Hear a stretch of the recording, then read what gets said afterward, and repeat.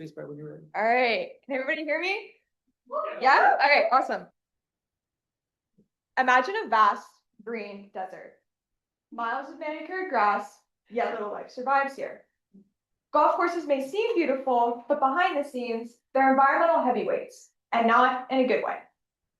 Golf courses consume massive amounts of water, around 2 billion gallons per day across the US, and they rely heavily on chemical fertilizers and pesticides.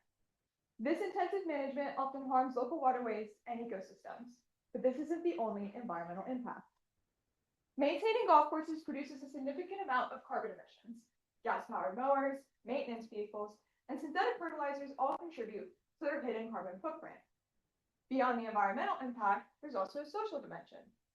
Despite occupying thousands of acres, golf courses are not usually welcoming to the general public.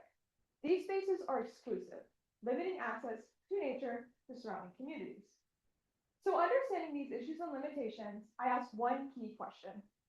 How can golf courses implement sustainable practices and open their grounds to the public in ways that reduce environmental impact and provide community benefits? In order to answer this question, I completed an internship at Camas Prairie Park, a 9-hole nonprofit historical golf course located in Port Townsend, Washington. During my internship, I worked closely with greenskeepers to learn about water management, fertilizer use, and pesticide timing to balance course health with environmental impact. I also spent time connecting directly with the community. I helped introduce youth and women's clinic groups to the game of golf and learned how opening these spaces can foster education and inclusivity. At the same time, I explored the ecological and cultural significance of the course. I collaborated with board members and the Washington Native Plant Society to document plant species and to understand the ecological and tribal importance of the Kaitai Prairie Preserve, which resides on the course. With these experiences, I created a set of methods to guide sustainable change. I created a sustainability management plan, or SMP, with 2, 5, and 10-year goals. It introduced solutions to reduce environmental impact, such as transitioning organic fertilizers, phasing out pesticides, reducing turf irrigation, and creating low to no-mow zones. To make these goals actionable, I combined them with detailed mappings. I developed GIS maps marking all the native shrubs and trees on the course using a plant list from the Washington Native Plant Society. This helped visualize the land's diversity and showed how transitioning to mostly native plants as a sustainability goal is achievable. While conducting individual research and creating these deliverables, I found 3 key results. First, that structure and planning builds real commitment with stakeholders. Second, the sustainable golf strengthens ecosystems. And third, the golf courses have the power to connect communities in meaningful ways. Expanding on these further, by providing my SMP with the yearly goals, stakeholders were much more willing to commit to the transition. Breaking down large sustainability tasks into achievable goals helped greenskeepers and board members feel more confident in making changes. Second, research shows that sustainable golf practices improve ecosystem health and biodiversity. At Vineyard Golf Club in Massachusetts, long-term organic management has strengthened turf resilience, reduced disease outbreak, and it's kept older fairways healthy. And lastly, golf courses have a huge impact to be community resources.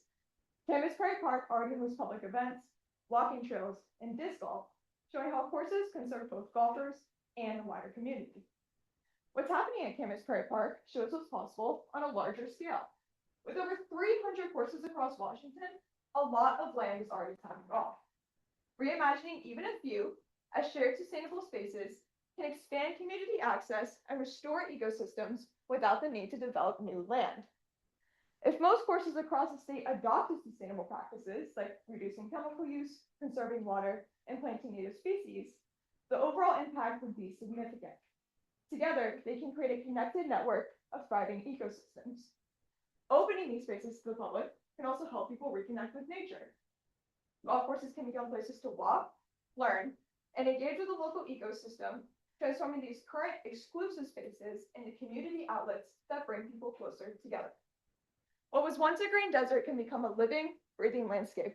By reimagining golf courses as shared, sustainable ecosystems, together, they can create spaces that inspire people to swing towards a more sustainable future. I'd like to give a big thanks to Tom Kay for writing an article about my project, my site supervisor Bob Wheeler, my faculty advisor, Penny Yocum, all the wonderful people at Campus Prairie Park that helped me along the way, my parents, friends, my wonderful boyfriend in the back, and my dogs for supporting me through this whole experience. Thank you so much.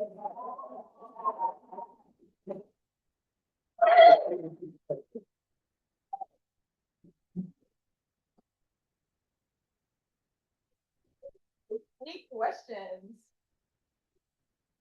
Heck, yes.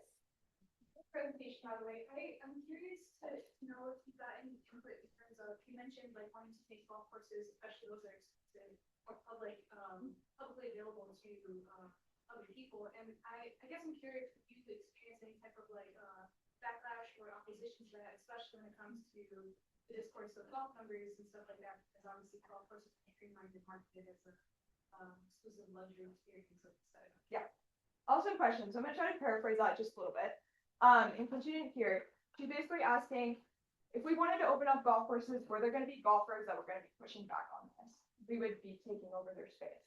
And the answer to this is yes and no. Campus Prairie Park likes to hold community boards for people to come and talk. And a lot of the times, I'm not going to lie, as a golfer, we complain all the time. It's kind of our thing. So there are golfers that will always say something. But in terms of Campus Prairie Park in general, they were super open to bringing people in. They had golfers that were like, we should do this community event. We should do this community event. And more people were coming together. And people who had been driving past the golf course for years and had never known what this place was were finally like, oh, I use it all the time. I bring my friends here to eat, or I bring my kids here. So I would say there's always going to be people that are complaining, that are not happy about it. But in the most part, my experience, everybody was very happy to invite people on. In the back there, yeah. I'm just curious if you can elaborate a little bit more about the term organic management, because I'm only familiar with that in terms of agriculture and food, so I just want to hear about the mechanics of that in the landscape. Yeah, absolutely. So for anybody that didn't hear, it's a great question. What does organic management really mean in a golf course? So it's actually pretty similar to agriculture. The idea of organic fertilizer is huge in this sector. Pretty much using anything that won't leach into the water sources, right on. They also use specifically Vineyard Golf Course in Massachusetts. They use some type of biological. I can't remember the name off the top of my head. But if you want to know, we can meet afterwards. Basically, it's just this form of using the environment around it to kill what would be anything that comes onto the course that might kill or endanger the fairways and stuff like that. So, yeah. Thank you.